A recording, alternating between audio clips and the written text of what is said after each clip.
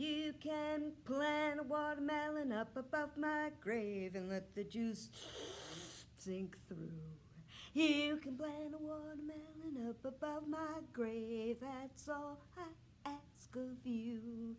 Now chocolate chip cookies, they taste mighty fine, but nothing's quite as good as a watermelon vine. You can plant a watermelon up above my grave and let the juice sink through. Hi there, my name's Mary, and I'm coming to you from the Portland Public Library in Portland, Maine, and I'm here today to share a scary story called Wiley and the Hairy Man.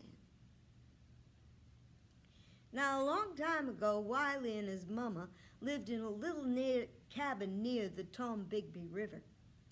One day, Wiley went out and he looked at the chicken coop and he saw it needed to be fixed up.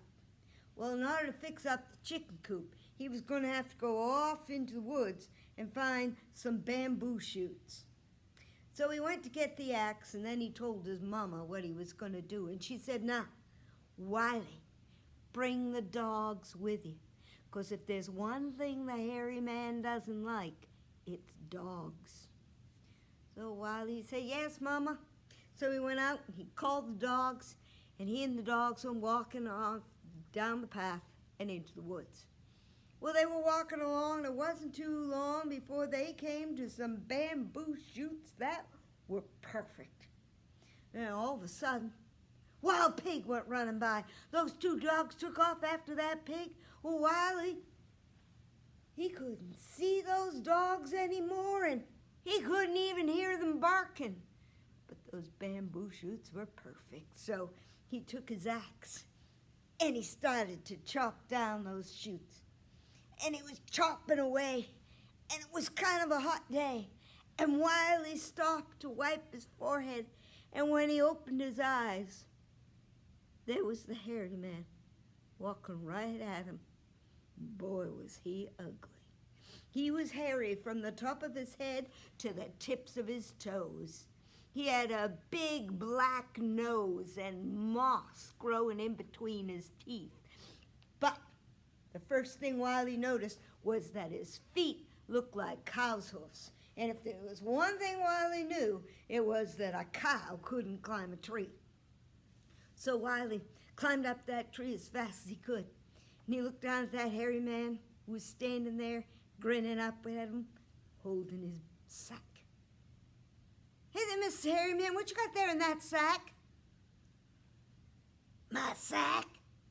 Oh, nothing. Yet." Well, then Wiley noticed he forgot to bring the axe up in the tree. Hairy Man noticed too. He picked up that axe and he started to chop down the tree. Wiley, he sat in the tree yelling, "Fly, chips, fly back to where you came," and all the wood chips were flying back into the tree. So the hairy man, he chopped faster. And Wiley, he was yelling faster, but the hairy man just kept chopping faster and faster, and all of a sudden, in the distance, Wiley heard the dogs, and he called, "Here, dogs!" And those dogs, they came running as fast as they could. Soon as the hairy man heard them, he took off. Wiley came down out of that tree, went home, told his mama what had happened. "Oh, dear Wiley, tell me, did the hairy man have a sack with him?" "Yes, Mom, he did." "Well, this is what I want you to do. I want you to tie the dogs up in the yard. Then, you go walking right down that path. Hairy Man, he'll walk right up to you. You say, 'Hairy Man, I hear you the best conjure man around.' He'll say he is. You say he can't turn himself into things. He'll say he can. So you tell him to turn himself into something small. You throw it in the sack. You tie up the sack. You run down the river. You throw it in. And you'll be done with the hairy man." Wiley thought there was an awful lot that could go wrong with that plan, but he said, "Yes, Mama." So he went, he found some good rope, and he tied the dogs out in the yard. And then he took a deep breath.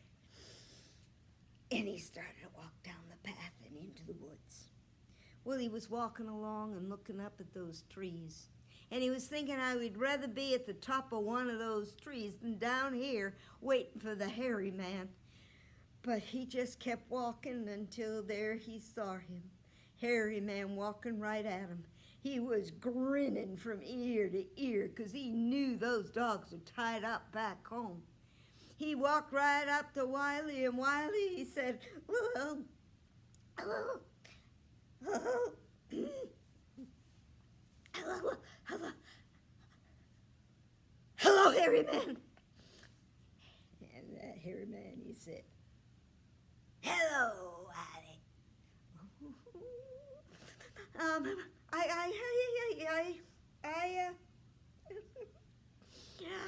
I hear that you're just about the best conjure man around." "Well, Wiley, I reckon I am." "Well, all right. If you're such a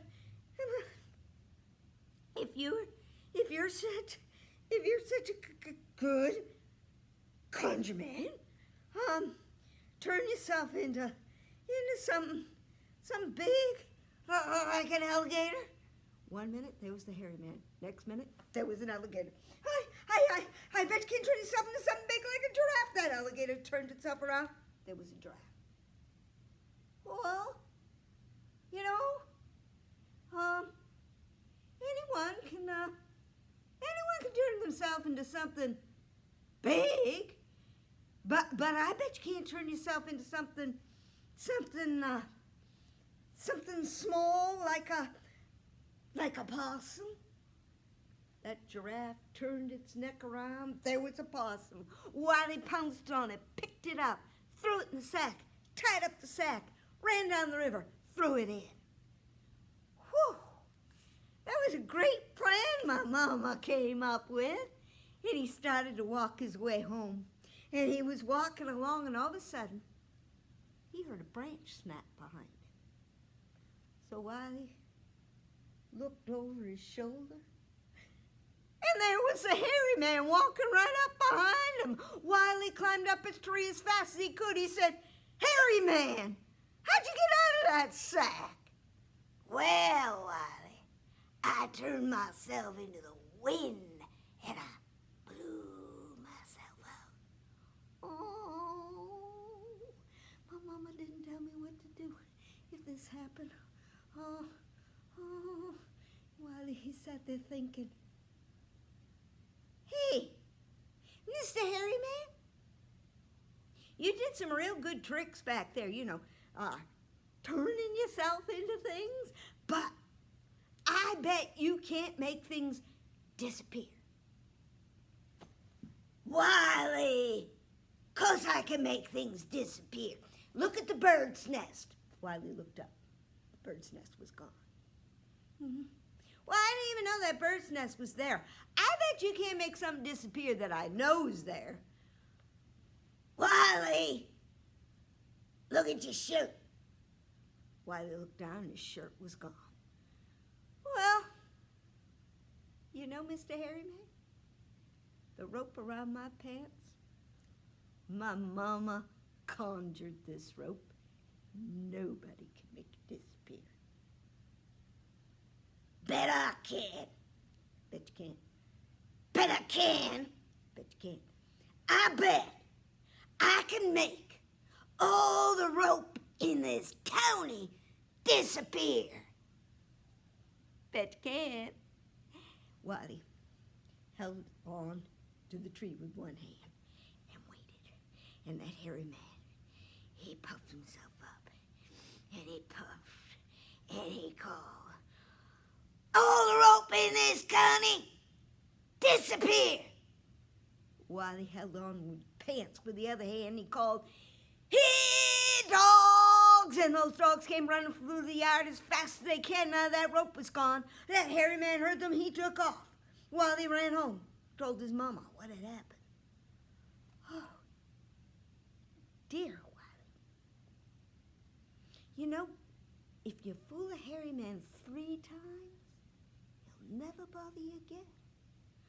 But it's going to be mighty hard to fool him again.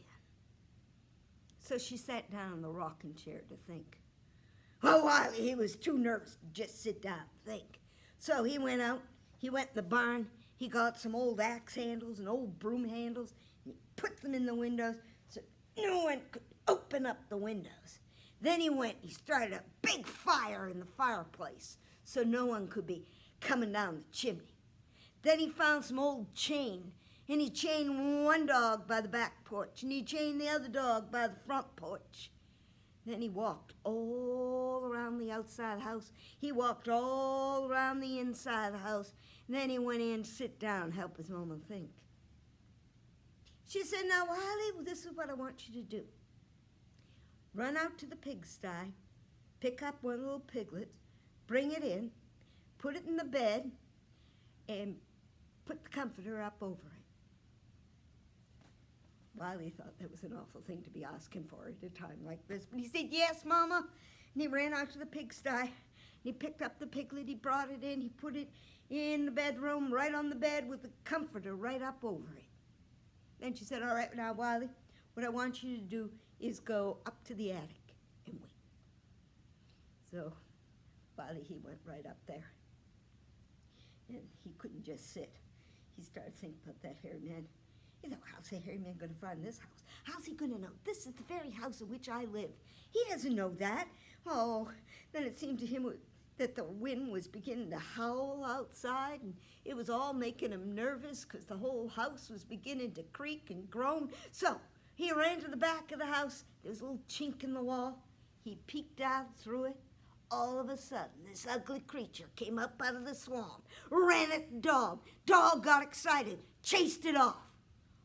Oh, no, thought Wiley. So he ran to the front of the house, there's a little chink in the wall. He peeked out through it. Same thing happened.